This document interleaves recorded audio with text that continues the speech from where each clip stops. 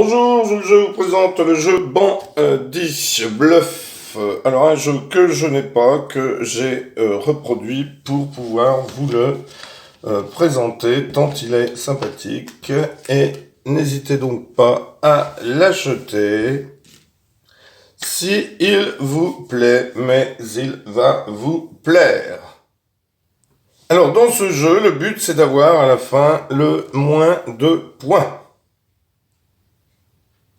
Alors ça va vous faire penser un peu à Gang of Castor. Donc vous allez mettre 4 cartes devant vous comme ceci. Donc ici je vais mettre un autre joueur ici. Et vous allez avoir le droit de regarder les 2 cartes les plus proches de vous. Donc ici, eh bien, je pourrais moi regarder, sans les montrer aux autres, je pourrais regarder ces deux-là. Ici, le joueur peut regarder ces deux-là. Et ici, le joueur peut regarder ces deux-là. Alors, vous allez ensuite placer la pioche au centre et retourner la première carte de la pioche. Alors, dans ce jeu, vous avez des cartes de la valeur 0 jusqu'à la 2, 4, 6, 8, 10, 12, 14, 16, 18. Alors, vous avez une petite aide de jeu qu'on peut donner à chaque joueur.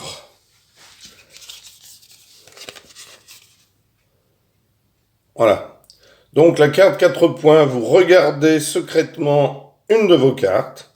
La carte 6 points, vous regardez secrètement une carte d'un adversaire, etc., etc.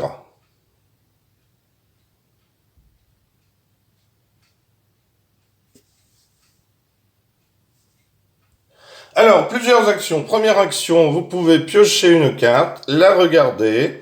Ici, la carte, c'est un 6. Elle a un pouvoir qui est de regarder secrètement une carte d'un adversaire. Donc, vous pouvez la défausser, tout simplement, si elle ne vous intéresse pas. Et vous pouvez effectuer le pouvoir, c'est-à-dire regarder, alors c'est ce joueur-là qui jouait, regarder secrètement la carte d'un autre joueur. Donc, hop, par exemple, j'aurais regardé celle-ci.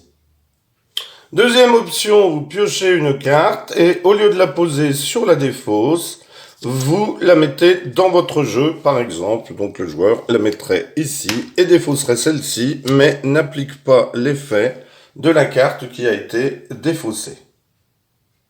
L'option 3, c'est que l'on prend une carte de la défausse ici et qu'on l'échange avec une carte de notre jeu, sans application d'effet.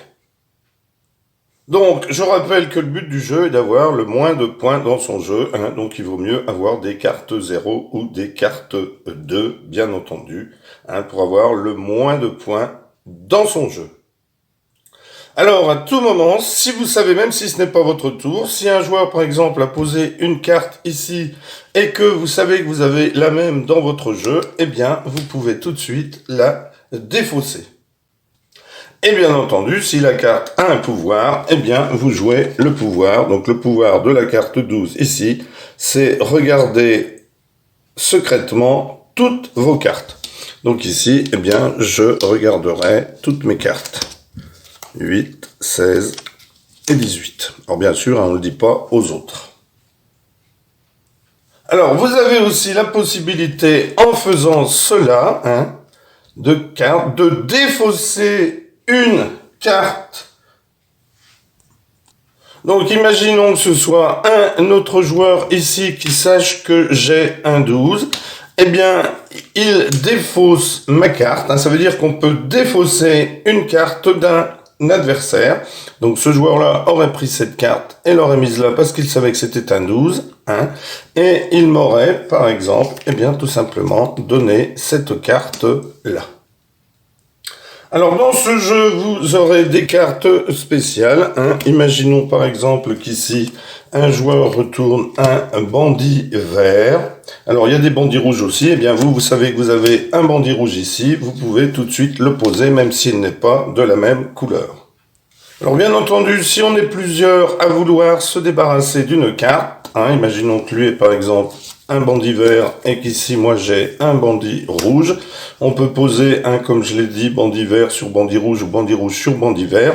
Hop, je vais plus vite que lui, qui n'est pas allé assez vite, eh bien, tant pis pour lui, c'est le premier qui défausse qui a la main. Car on ne peut défausser qu'une carte. Alors ce joueur-là n'a pas été assez rapide. Eh bien, il va piocher sur le haut du tas une carte et se la mettre, sans la regarder, en carte de pénalité. Alors soit là, soit là, soit là, soit là. Alors bien entendu, c'est la même chose. Si un joueur fait ça, que la carte n'est pas identique parce qu'il pensait avoir un bandit ici, eh bien, il va piocher une carte sur la pioche et se la mettre dans son jeu. Alors un joueur n'a pas le droit de terminer sans carte, tout simplement. Imaginons qu'il reste une carte à ce joueur et que ce soit par exemple à ce joueur de jouer. Il joue cette carte, par exemple, cet indice, ce joueur a indice, eh bien il ne peut pas la poser parce qu'il n'aurait plus de carte. Donc ici, le joueur qui n'aurait plus de carte serait obligé de piocher une carte de pénalité, qu'il mettrait bien sûr face cachée.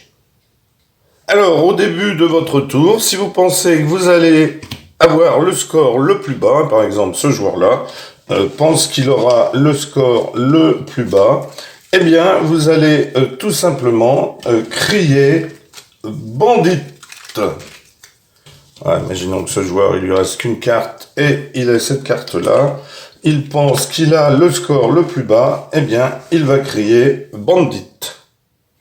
Et bien entendu, quand vous avez dit ça, vous devez jouer votre tour. Donc ici, le joueur choisirait de prendre la pioche, une carte sur la pioche et de la mettre ici. Et les autres, bien sûr, vont jouer leur tour. Donc ce joueur-là, par exemple, jouerait la carte ici et mettrait celle-ci ici. Bien sûr, si un joueur a un 6, il va se précipiter pour la mettre. Imaginons que ce joueur, hop, il pose la 6 très vite, hop, et il va jouer son tour. Alors la 6 a un effet immédiat. Regardez secrètement une carte d'un adversaire, donc il regarderait secrètement celle-ci. Ah, il a un 0. Là, ça risque de faire mal et il jouerait ensuite, par exemple, son tour. Alors, le tour est maintenant terminé. Les joueurs vont révéler leurs cartes.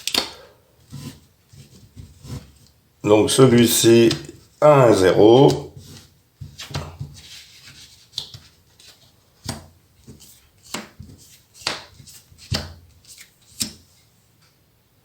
Si le joueur qui a dit bandit a bien le score le plus bas, eh bien, il va retirer des points à son score. Donc, lui va retirer 10 points à son score. Donc ici, il aura moins 10 si c'est la première partie, bien entendu. Par contre, si il avait retourné une carte, par exemple, et que ce n'était pas lui qui avait le score le plus bas, eh bien, il aurait rajouté 10 points à son score. Alors, beaucoup de possibilités de jeu. Alors, sachant que le 18, vous avez le droit de mélanger, par exemple, toutes les cartes d'un adversaire, bien sûr, quand elles sont retournées pendant la partie. Donc, achetez ce jeu, vous découvrirez les différents pouvoirs que vous pouvez voir ici, mais c'est vraiment un jeu très sympathique. Un complément de Gang of Castor, ou dans Gang of Castor, vous avez beaucoup moins d'effets que cela. Voilà, mais c'est le même style de jeu. Voilà, donc dans ce jeu de bluff, eh bien, vous allez vraiment passer de très bons moments en jouant. Donc n'hésitez pas à acheter le jeu qui est magnifique. Les cartes sont plus grosses et elles sont zébrées de l'autre côté, c'est-à-dire noires et blanches. Merci pour avoir suivi cette vidéo et moi je vous dis tout simplement au revoir et à bientôt pour une nouvelle vidéo.